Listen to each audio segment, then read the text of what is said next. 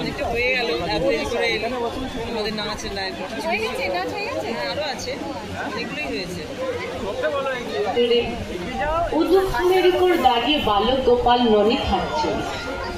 সর্বোপরি ননি ভাণ্ডটির তলা ছিদ্র করে ঊর্ধ্বমুখে হাঁ করে ফোটা ফোটা ননি খাচ্ছেন। কি অপরূপ দৃশ্য! ননি নিজে খেয়ে বানর গলকে ছুঁড়ে ছুঁড়ে খাওয়াচ্ছেন।